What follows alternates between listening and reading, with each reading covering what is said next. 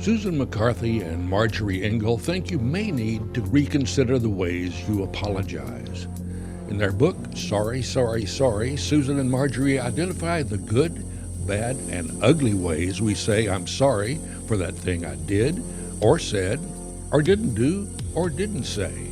Our point, we like to distinguish between corporate, politician, celebrity apologies that are made not to truly be apologetic, but to salvage your brand.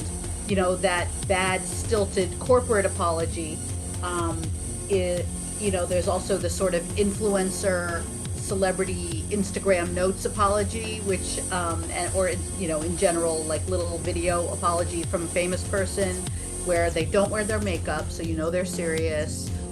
They're often holding a small fluffy dog. They always start with, "Hey guys, I just wanted to talk to you myself." And then it comes into this, litany of self-justification.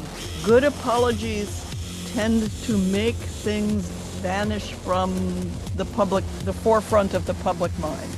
One of the things that fascinated me doing research for this book, I came across the Zeigarnik effect, which suggests that you remember uncompleted actions better than completed actions. Welcome, everybody, to our latest Plutopia News Network podcast. I'm John Lepkowski, one of your co-hosts. The others are Scoop Sweeney and our contributing editor, the great Wendy Grossman. And our guests today are Marjorie Ingall and Susan McCarthy, co-authors of the book Sorry, Sorry, Sorry, The Case for Good Apologies, where they draw on a deep well of research in psychology, sociology, law, and medicine to explain why a good apology is hard to find and why it doesn't have to be. They also have a website called Sorry Watch, where they track bad apologies and occasionally good apologies as well. So welcome to both of you. And I guess our first question should be, what's an apology for? What makes an apology good or bad? Apologies are for fixing ruptures in the space-time continuum. Yeah. Apologies are essential for making society work. They are part of the process of showing human beings that we care about each other and that we care about each other's feelings and we care about how we function in the world that we share. Isn't accepting that they're essential part of accepting that humans are flawed? Yeah, I think so. It's very common in apologies for people to say, "I'm not perfect." And nobody is expected to be perfect. And most people don't think they're perfect, but they seldom think they're wrong in any particular occasion. Yeah. The words "I'm not perfect," while true, do not belong in an apology.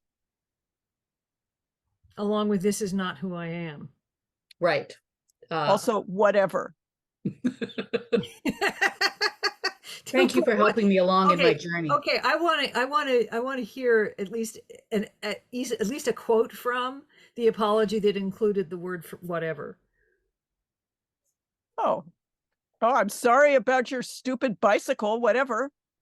Did somebody actually say that? Someone surely has. Oh, So okay. that has probably been said many times in the multiverse.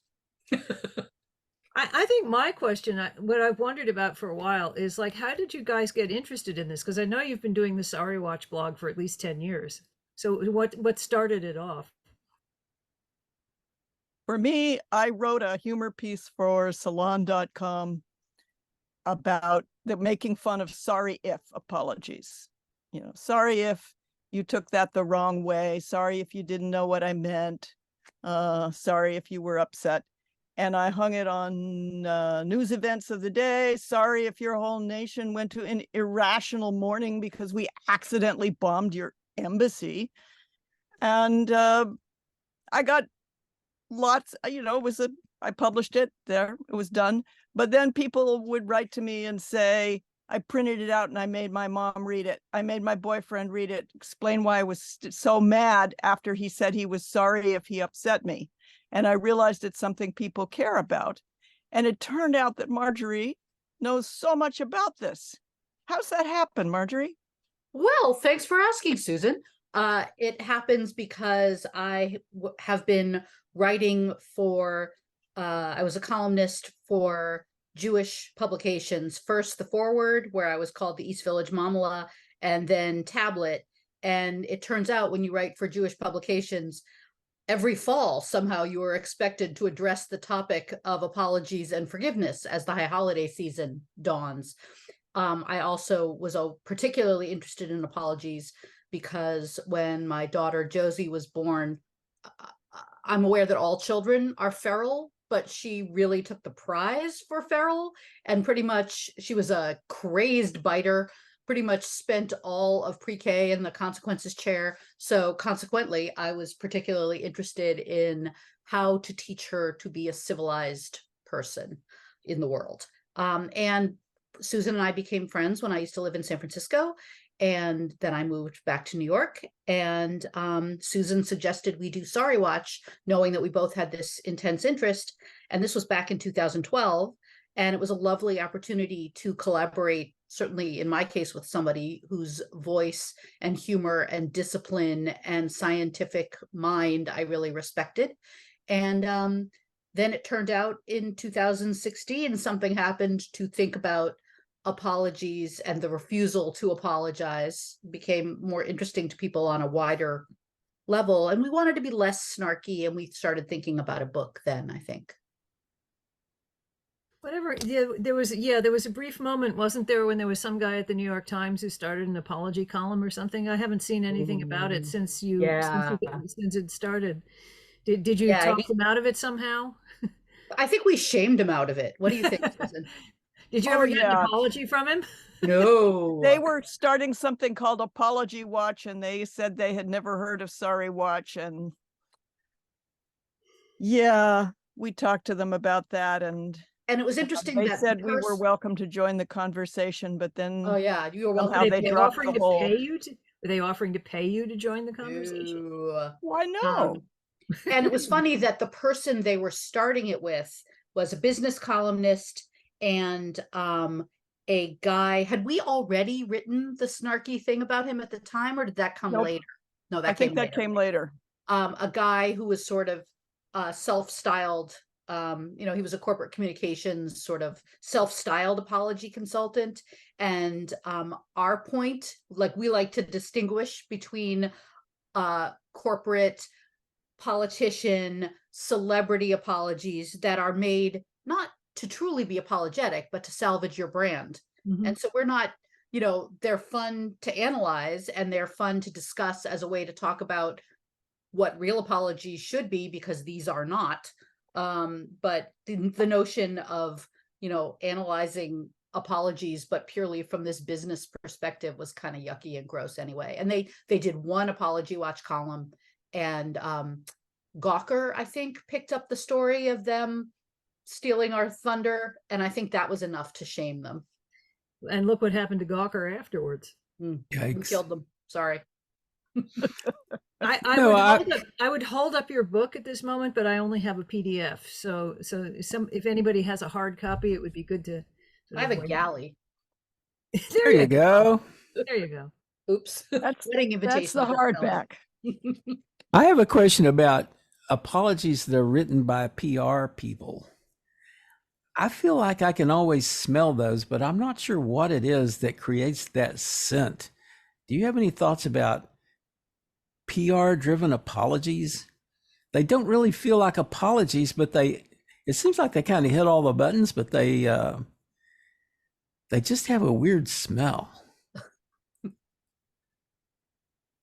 Susan, you want to take it? I don't know what you're smelling. I know what you mean. I think it's just in general because it's a very different voice. It's a generic voice and not the voice of the person or entity that actually did the offensive stuff.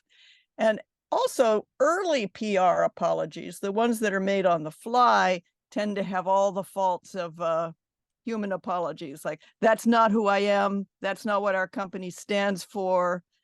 We were taken out of context. The media blew this up. The company was having a bad day. I'm Right. sorry. We're sorry if someone else was. We're sorry Right. someone else got upset. Yep. Yeah.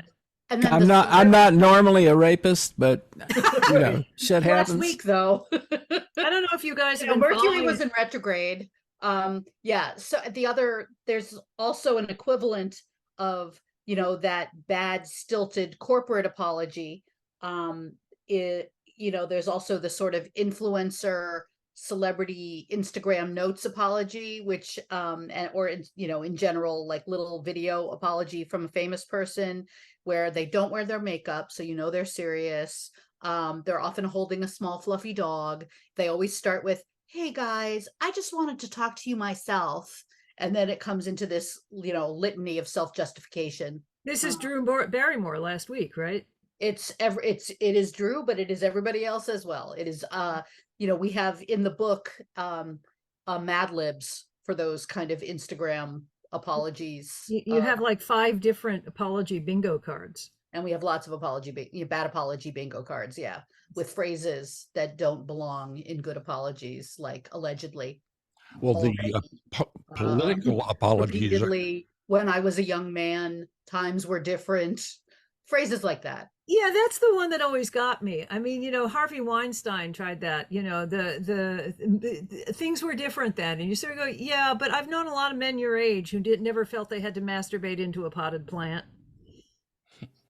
That's if anybody's keeping track, that's my second spit take of the Well, we weren't online for the first one, which was good. my telling you about the recent British apology that begins, Yes. I am sorry you had reason to complain. the thing that does really smells off to me are political apologies. They never seem to really become an apology. Is that your experience?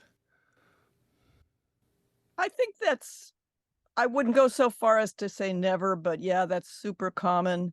An interesting thing about good apologies is that whether those are in the personal realm or the celebrity realm or the government realm, good apologies tend to make things vanish from the forefront of the public mind. And one of the things that fascinated me doing research for this book, I came across the Zeigarnik effect, which suggests that you remember uncompleted actions better than completed actions. And this is a real effect. It's been replicated in labs, but it was discovered in a cafe in Berlin when the psychologists who were hanging out there noticed that the waiters could remember everything that people ordered until they paid the bill. And then it was out of sight, out of mind. I think journalists do that instinctively. Once we've handed in the piece and it's run and we're not going to get asked questions about it anymore by the editors, it's wiped. Yep. And somebody will come to you a day later and say, that piece you ran last week, and you're sitting there trying to frantically think, what the hell did I write last week? Yeah. Absolutely, journalist mind. And so that applies to apologies, because an apology for something you did completes the act. Some people would say it gives closure, and it's not memorable anymore because that's over and done with. It's not something to wake up at 3 a.m. and go, oh, what a jerk I was. Which is a good thing to point out when people are dreading the act of apologizing, which is only natural. Apologies are not, think about how hard they are to give and how we do backflips to self-justify not giving them. Oh, they don't really expect an apology. Oh, they were guilty too. Oh, there were extenuating circumstances.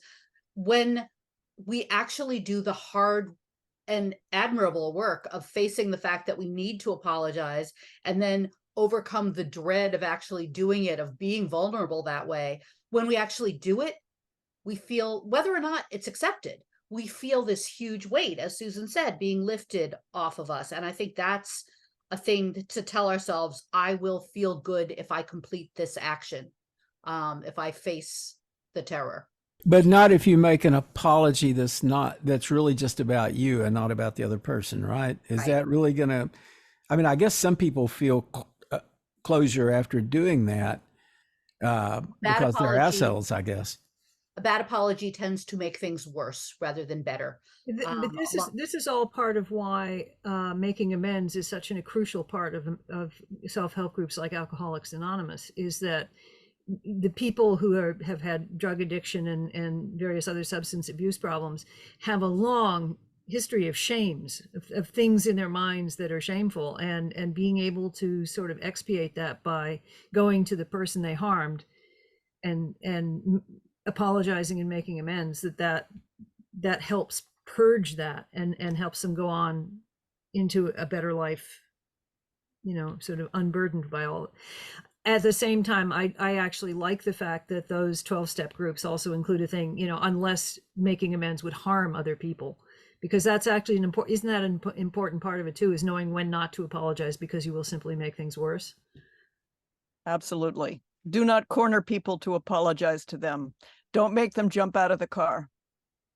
And if there are acts that are unforgivable, and wanting to sort of force a okay, fine out of, or you're forgiven out of someone that you have, like, look, I feel like there's pretty much nothing Harvey Weinstein could say to make it up to those women. I mean, it's maybe an interesting academic exercise to think about whether there is something he could say, but the human being that he is, he could not. So I think when people who are either newly in recovery and haven't really started really doing the work yet, or people who just, in my tradition, we're heading in, we're in between the high holidays, when the tradition is to apologize to people, when you're in such a rush to be all like, got to get my forgivenesses in, you tend not to apologize well. And as I said, bad apologies make things worse between people. Have you thought about writing a book about how to forgive? No, we have not. One way we differ from a lot of thinkers on the subject of apology is that we don't like the step that many people include where you ask for forgiveness. Marjorie has summed this up nicely. We say, apologies are mandatory, forgiveness is not, and forgiveness is a gift. It is rude to ask for a gift. Look at any Miss Manners column. You're not supposed to tell people where you're registered. They're supposed to look and figure out where you're registered. We don't ask for gifts. And when you say to someone, we've discovered that a lot of schools commendably have procedures in place in which kids work through conflicts and apologize to each other. But we're always a little bit bummed that the end step is always, will you forgive me? That puts the other person on the spot. And perhaps a better framework might be, I hope one day you'll be able to forgive me. I hope to show you that I'm serious so you can forgive me. But, no, apologies are mandatory. Forgiveness is not. I kind of think forgiveness is more of a salve for the person who's doing the forgiving anyway.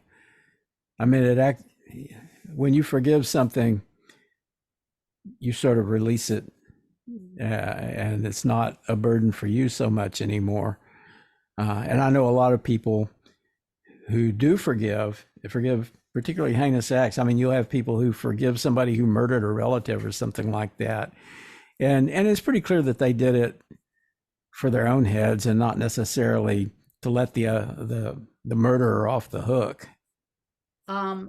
Certainly, there is lots of evidence that forgiveness can be really good for your immune system, your blood pressure, your heart rate, your sleep.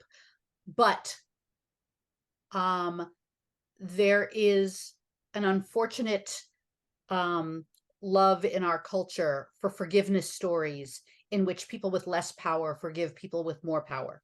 We really like stories about victims of the Holocaust forgiving Nazis. We like stories about victims of Black church shootings forgiving the shooter. And those are difficult because they reinforce the status quo. They are reassuring. They don't look at bigger inequalities in the world. They don't look at justice in a larger way. They make forgiveness a personal choice, which is great on a personal level, and we don't get to judge other people's decision to forgive. I think when Lisa Jobs, Steve Jobs's daughter, wrote a book about her father, who was, by I think anybody's measure, a really crappy father, and she chose to forgive him. A lot of people were like, "Oh my God, how could she forgive these terrible things he did?" That's her choice, and we don't get to make that call. Just as we don't get to say, people on social media often tend to be like, "You go, girl," you did a lot. Unfortunately, a lot of white people tend to, cheer for their favorite celebrity after they've been accused of something racist, and you don't get to decide that that person is forgiven. You're not the target audience here. Going back to schools for a minute, I was wondering if the programs you talk about teaching kids to apologize ever teach teachers to apologize to kids, because the worst unfairnesses I remember from when I was in school were perpetrated by teachers, not by other kids.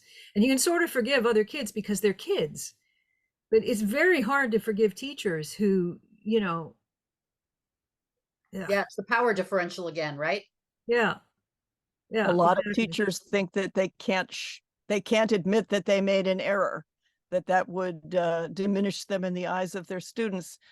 Excuse me, these are little kids, and if you show them that you are actually grown up enough to make an error, acknowledge it, and apologize for it, that's teaching them something much more impressive. Yeah, anytime an adult can model great apologies, again, we are in the high holiday season, but apologies should be a year-round festival that kids witness. Kids should hear their parents apologizing after a fight with each other, apologizing after snapping at a receptionist, apologizing to a friend on phone for interrupting their story. We learn by seeing good apologies done, and a lot of us didn't see it as kids. Yeah. I mean, I have my own mental list of things that I probably should have apologized for and can't now because, either I don't know the person anymore or something, but the unfairnesses that persist in your head are almost as troubling. They don't make you cringe the same way, but they don't give you happy memories either. No. Yeah. Actually, one thing that I did wonder in reading your book is you have these 6 steps or 6.5 steps to a good apology. So what happens when everyone in the world learns the 6 steps and every PR department in every company learns the 6 steps, and then they all produce perfect apologies, but they are still only performative because they are simulations of good apologies, but they'll be harder to detect as fakes? I love that you think that that is a possibility. The idea, so the 6 steps, we should probably go through them before we answer the question, right, Susan? Yep, I agree. Okay, so step number, we'll alternate. We'll make it a little sing-song. Number 1 is use the words "I'm sorry" or "I apologize," not "we regret," not "I'd like to apologize," not we're I feel bad. right. Use the words "I'm sorry" or "I apologize." Number 2 is say what you are apologizing for. Be specific. Don't say, "I'm sorry about Wednesday night." Say, "I'm sorry I kicked your window and broke it." Number 3 is show that you understand why what you did was hurtful. Number 2 is about the power of naming things. I don't think corporations are going to be very quick to, name the thing they did wrong. Like after a corporate apology, we constantly have to run to the internet to see what exactly it is they're apologizing for. I don't see that changing anytime soon. And number 3, about showing you understand why you did what you did was hurtful, is showing the impact on other people, saying the things, which is, again, a thing I don't see companies doing anytime soon. Number 4 is don't make excuses. So in the personal realm, you don't get to say, "Yeah, I yelled at you, but the traffic was horrible on the way home." And then, you're talking to me the minute I walk in the door. And of course I yelled at you. And companies don't get to say, it was a really busy shift at the restaurant and the customers were annoying us. No with one their was requests. expecting that giant rush on Taylor Swift tickets. Number 5 is, what steps are you taking to make sure this won't happen again? Name them. That is not a thing that companies tend to do, because their goal is for people to forget as quickly as possible. And oftentimes, taking the steps to, make sure this won't happen again means fundamentally changing a corporate culture. Not so much likely to happen. Number 6 is reparations. And so, if you kicked their window and broke it, you offer to pay for the glazier to repair it. The corporation has all kinds of options to give people their money back, to stop emitting clouds of toxic fumes, whatever. And I will say, there's also a number 6.5, which is listen to what the other person has to say.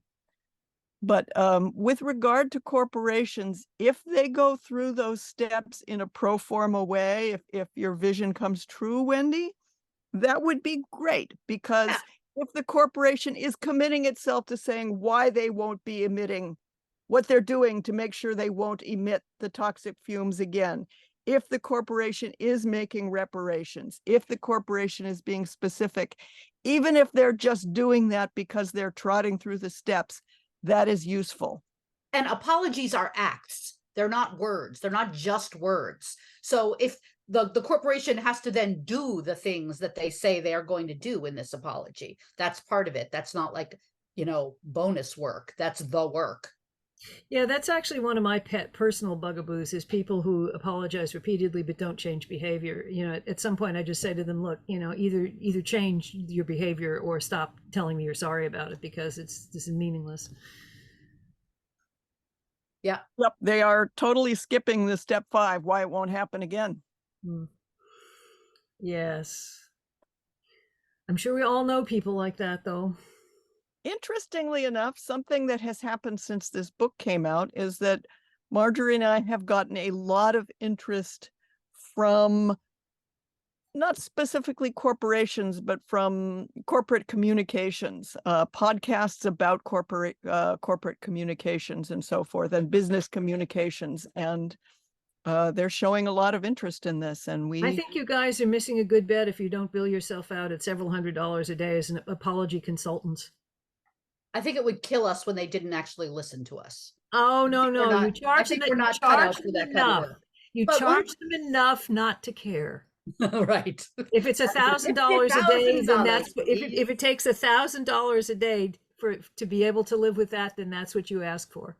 I do think that one of our most gratifying public speaking gigs was to the American Booksellers Association, where they had us in a room with all these booksellers, and we were talking to them about their own, we had a presentation, and then the Q&A was so gratifying, because booksellers tend to be pretty awesome people anyway, just by virtue of the career that they have chosen. And just talking about how they wanted to make their workplaces kinder places, how they could elicit apologies from unapologetic people. It just felt like this really honest, sincere attempt to make their own little universes better, which I feel like we wouldn't really get from a more, Hitler would like to hire you kind of a way. Or Donald Trump. Yeah. Oh, I don't think you're getting any job offers from him, right? Well, first of all, never take a job offer from Donald Trump, because he's never going to pay you. And second of all, Donald Trump is never going to hire somebody to apologize for him, because he has no concept of why he sees apology as weakness. Right. He said on Jimmy Fallon, if I ever do something wrong, I'll apologize for it.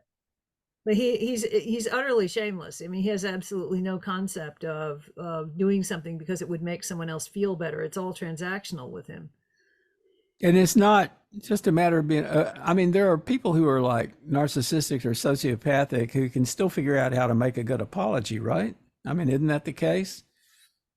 They may not mean it in the same way, but they can at least. It's not just the words. Yeah. They might be able to say the words, but somebody who's not willing to do the work of changed behavior, is that a real apology? You tell me.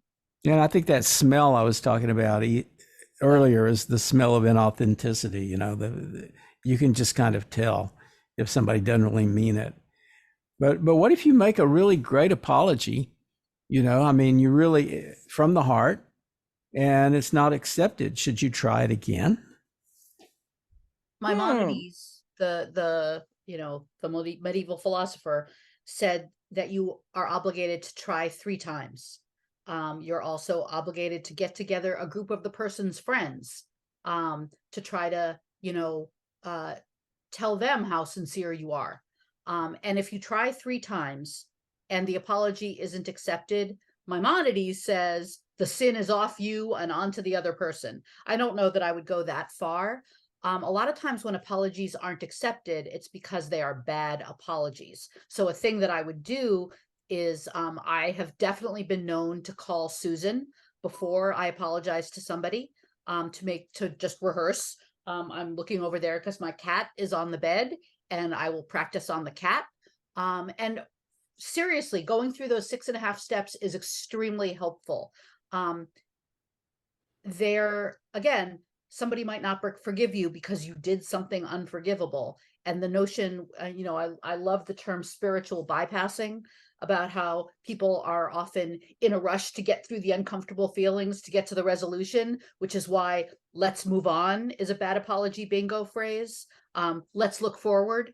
No, the person who did wrong doesn't get to do that. Only the person who has received the apology gets to do that. But yeah, you have to try, and then you just can tell yourself, okay, I did my best.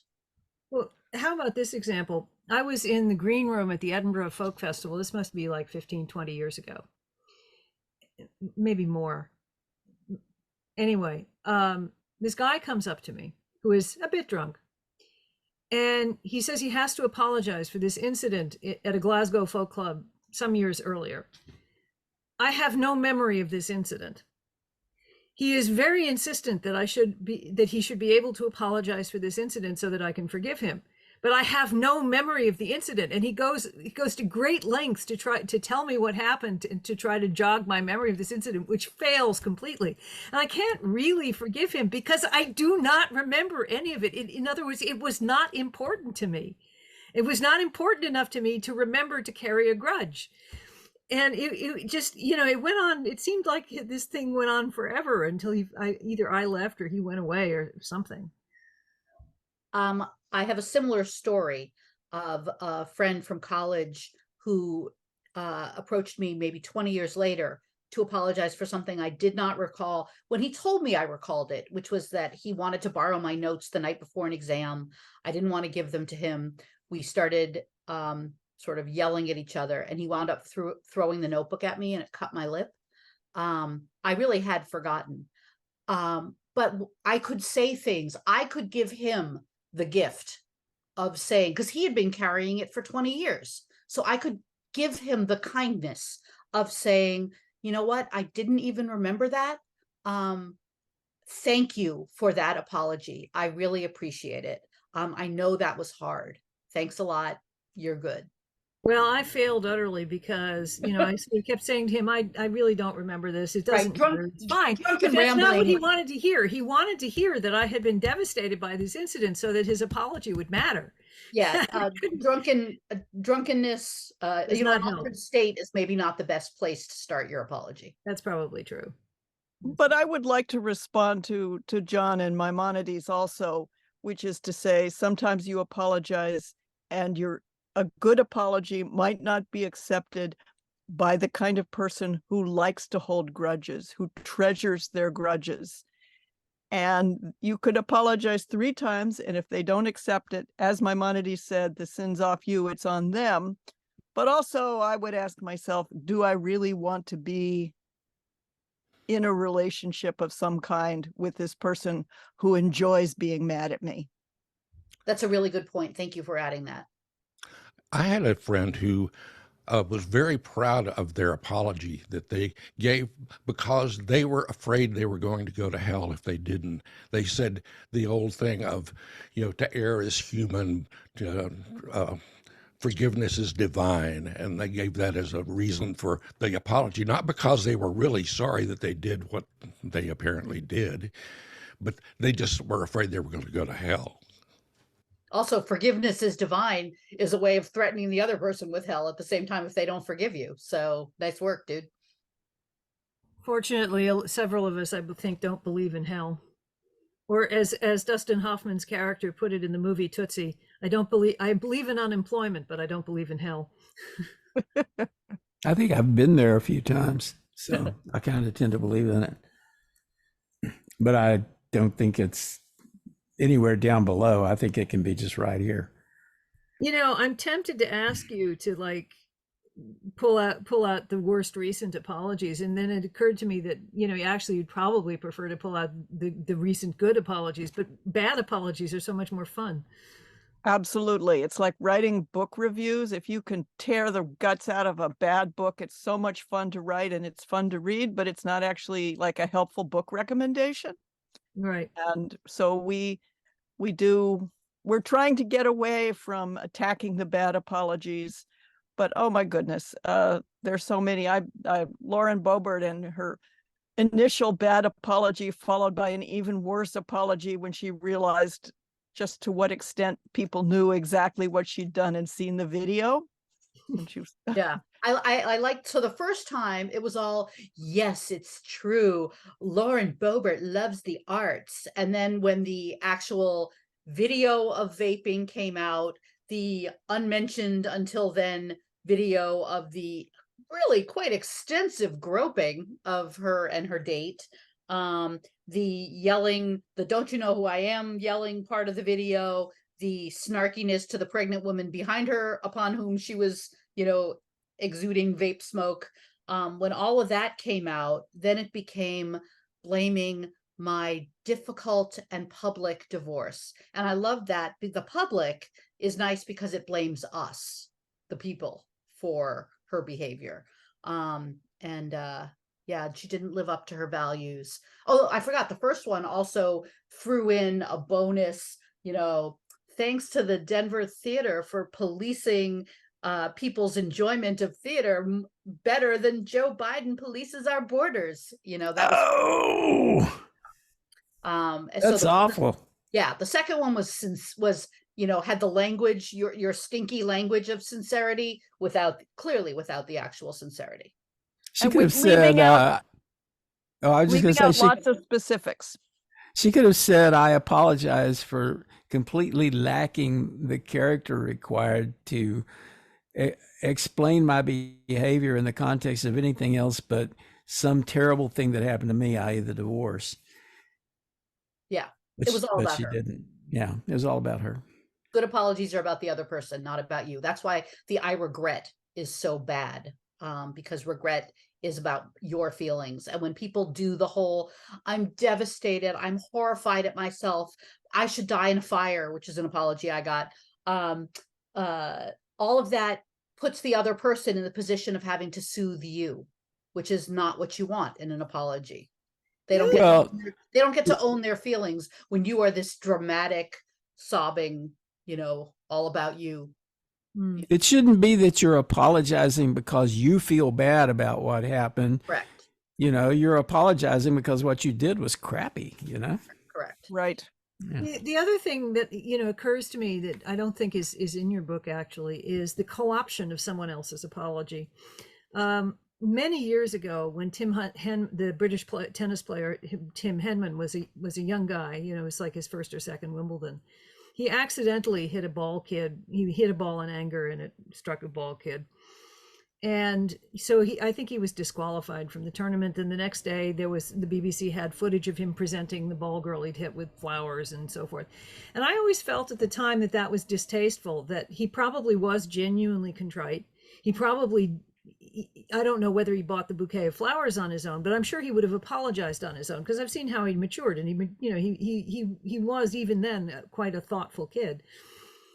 And so I had the sense that the BBC had sort of co-opted, the BBC in Wimbledon had sort of co-opted this apology to make it a public apology where it didn't need to be, you know. Well, with that, I would say, what did the kid think of the public apology? If the kid enjoyed her little moment in the spotlight, if the kid liked getting flowers publicly, that's fine then. And if the player had first apologized privately to the child. That's the most important thing.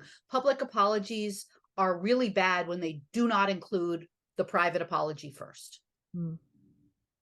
Yeah. I don't know the answer to that.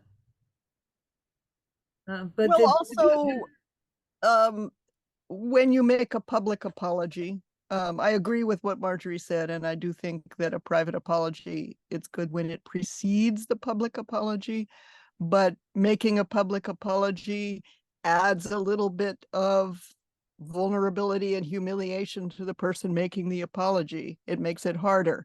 And so some people would say there's value in that. I think one of the reasons it might have bothered me is the sense of the forced apology. You have a chapter in your book on teaching kids to apologize, but I don't remember, I did read that one rather quickly, and I don't remember seeing anything about the situation where a child is forced to apologize by adults who have decided that the child should apologize, whether or not the kid did anything wrong, which is a whole different We thing. we do address that. Yeah, I thought you must, but somehow I sort of I must have fallen. I don't know. We're not big fans of the, I don't know who did what, but I want you to apologize to each other. But Right. apologizing is a muscle. It is something, we learn to tie our shoes by tying our shoes. Sometimes, when a kid is, and apologies are ongoing. We learn more as we get older, as we develop. So with a little kid, the apology should be accompanied by, it's not just say you're sorry for biting. It's look at the tooth marks in your friend's arm. How would that feel if that were your arm? That would really hurt. And we don't bite even when we are really, really angry. Like, what are things that we could do other than biting? And, that's not the situation I was thinking of. Let me just finish. Kids don't understand why we wash our hands after we poop. We explain it, and we make the kid wash their hands. So I know Susan doesn't feel quite as fervently about this as I do, though. I agree with, perhaps I don't feel as fervently. I certainly agree with you, and I strongly agree with the you two shake hands, kind of like, I'm not interested in who did what to whom. I find that just flies in the face of justice and fairness. But that's not the situation I was thinking of. Actually, I was thinking of the situation where, in my own childhood, there was a situation where I said something, the teacher I was with misheard it, reported it to the vice principal. The vice principal forced me to apologize to this woman for something I had not actually said. And the unfairness of that still rankles. Yeah, that's terrible. 60 years later. That's unacceptable. And that's the situation I was thinking of, not the ones you were talking about. But were you really sorry that you didn't say it? I think that's surprisingly common, this sort of, what you did. Oh, the worst part of it was having to kiss that woman's horrible perfumed powdered cheek. Ugh. Yeah, Today I hate makeup. We actually have that story is in the book. The notion, that's an important thing to note for when you are teaching children to apologize, is everyone still deserves bodily autonomy. We do not make people hug. We do not make people kiss. We do not even make people shake hands. That an apology is words and future actions. The idea, Susan, what was your story about the biter? This was when my daughter was a little girl and a toddler in preschool, and I went to pick her up one day, and there was a biter at that daycare. Just beautiful little kid who was always gorgeously dressed and who just bit freely, and she had bitten another kid, and she was being told to say she was sorry, and she wasn't very verbal, but she could say sorry, and then she was supposed to kiss the other kid to show that they were friends again, and the other kid is backing away in horror. That the mouse, biter, who's perfectly happy to give her a kiss, is advancing with her, and no. Yeah, we had an unfortunate situation where my kid, who is genderqueer, was made to the philosophy of the classroom in their 7th grade classroom was that everybody had to apologize when there was a tiff, and which is a terrible, again, that's not interested in justice at all. That's interested in spiritual bypassing and moving beyond. And a kid called my kid a homophobic name, and my kid responded "F you," and the teacher wanted an apology from both kids. And I and my kid felt strongly that there was not an equivalent, somebody really did start it, and the situation, they were not equivalent there. But they were forced to apologize. So we had a little discussion about what they could say that wouldn't be a lie. And we came up with, "I'm sorry for disrupting the class."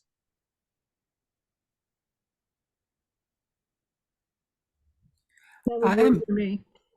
I'm kind of wondering, how did you guys get into this? How did you come together and decide to collaborate on the website and on the book? We really like and admire and respect each other.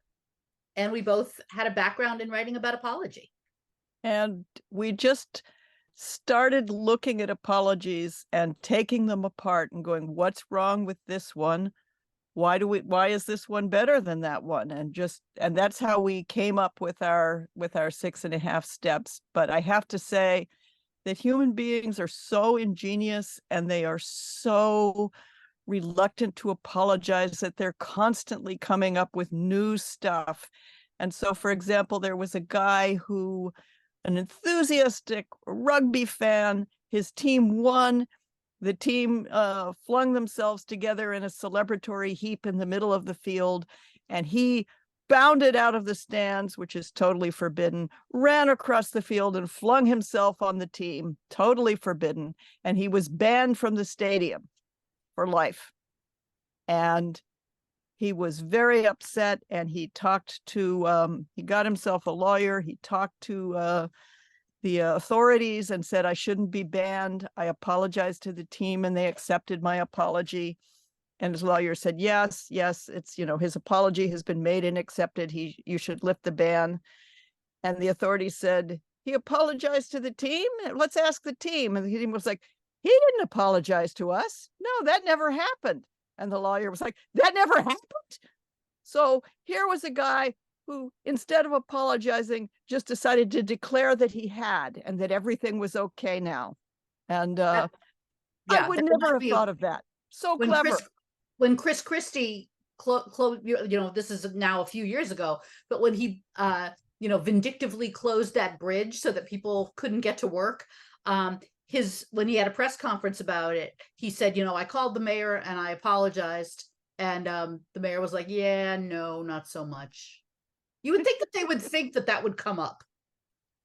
I was going to say that the claiming that there was an apology that didn't exist, just sort of making an apology out of thin air by saying that one happened, struck me as a good gambit. For a politician like Trump would think nothing of saying something like that, except he would never admit to apologizing because it would be a sign of weakness. Oh, he would say that someone else apologized to him. Oh, yes.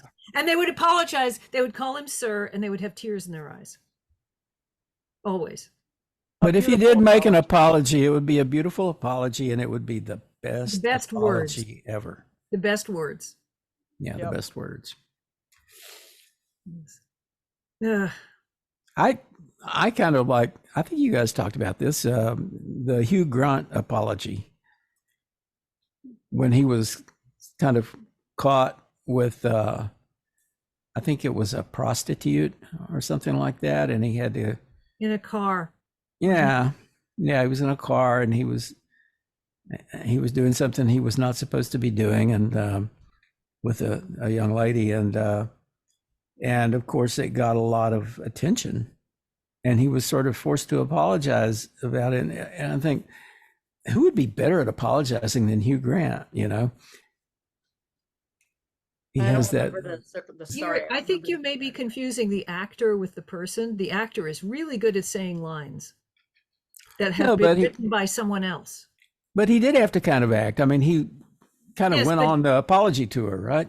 but if he, well, yeah, but the question is who wrote the apology. He's not known as a writer. He's known as an actor. I can tell you a good recent celebrity apology if you like. Ryan Reynolds, the actor, and his wife, the actress Blake Lively, got married at a former slave plantation in the South, and were taken to task about that. There's been this whole movement to get those photos off of Pinterest. There people are talk about having corporate retreats at former slave plantations and how incredibly uncomfortable it is for the Black workers, for the company doing it. So he has, I believe, maybe 3 times he said something. He never uses "I've already apologized," which is always gets my shoulders up, because it seems self-exculpatory. But he talks about, we screwed up.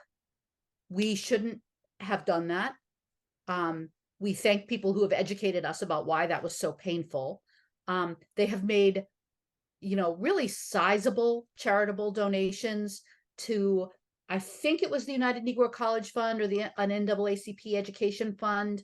And we talk to our kids about this mistake that we made.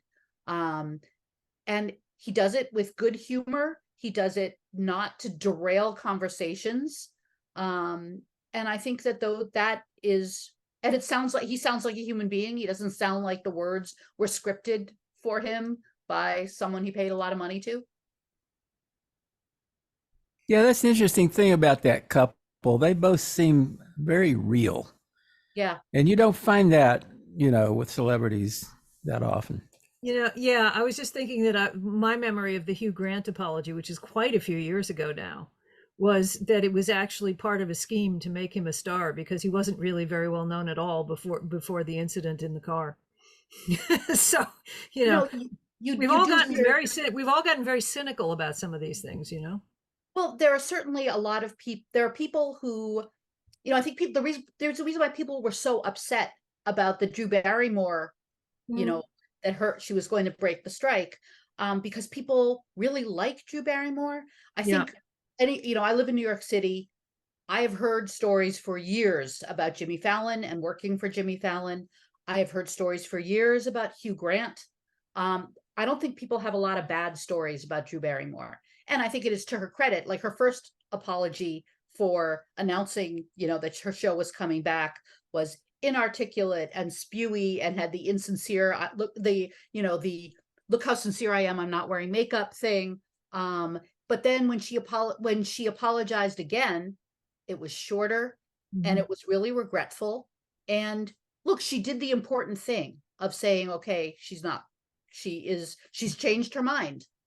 Being able to publicly change your mind is gutsy and say, I was wrong the first time. Yeah, I mean, the one thing that wasn't in the list of things she was going to do that maybe could have been is there is a fund collecting for crew members and stuff and making sure they have health insurance and stuff like that, and that would be a good place to donate. But I would also add that if she had said it right there, I think we would have been like, ugh. Yeah, okay, fair enough. That maybe she's doing that privately. I hope she is, or I hope she's paying, or I hope she's helping pay her staff or something, Yeah.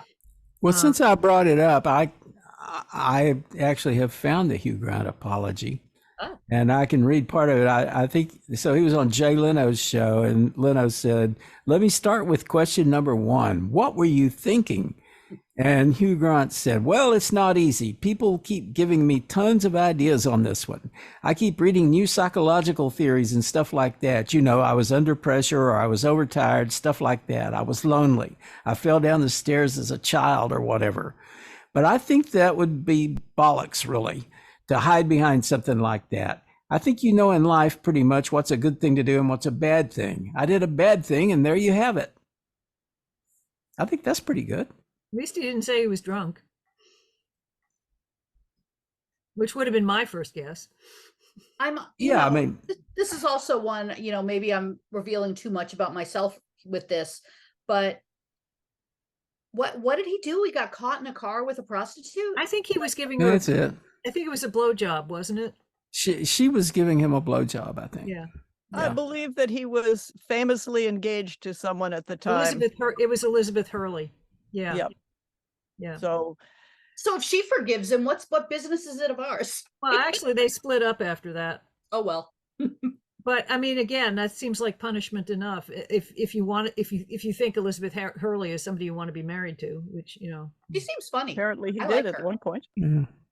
It was a very public arrest of a celebrity, and I guess they felt he needed to say something. And his PR people set up this apology tour, and I think that he rightly felt uncomfortable trying to spread bullshit about it. So he just basically, made a pretty honest response. And for Yes. a posh British person, how awful.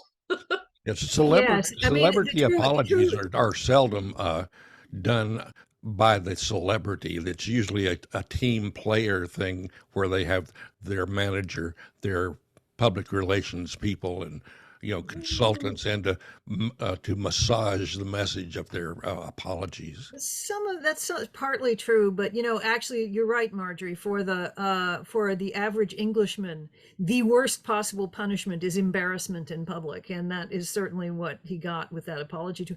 But when it comes to apology tours, what about Lance Armstrong? Sort of going on Oprah and confessing all after denying it for years and bullying people and suing them and all the rest of it.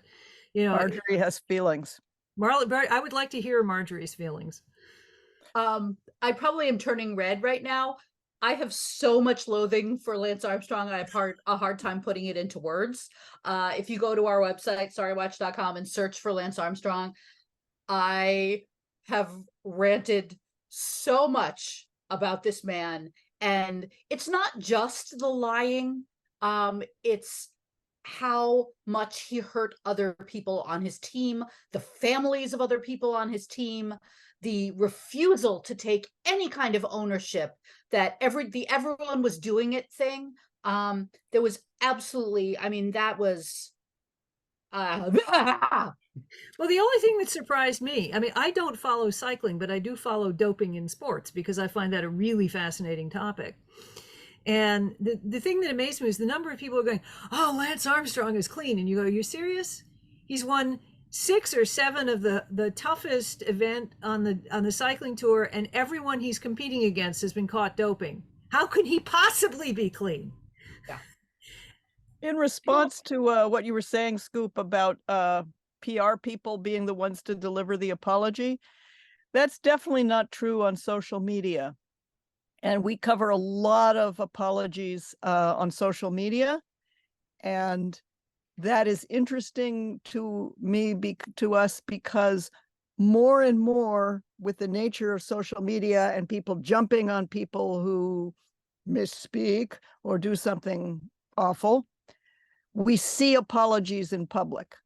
And I think that actually that is a good thing for society, learning how apologies can be good or bad, because very often the first apology is bad and the second or third, or at least the fourth might be better, and we can learn from that. And so while it's a sort of unpleasant thing where everybody jumps on this celebrity, and then they typically respond on Instagram or Facebook or wherever it was that they're using for their channel, we see them apologize, and we see people go, "What do you mean you're sorry if people took that the wrong way?" And then they go, "Well, what I meant," and they come back and do better, ideally. Yeah, I agree with you there, but there are some instances where I've seen people that were obviously not doing the input on their social media channel.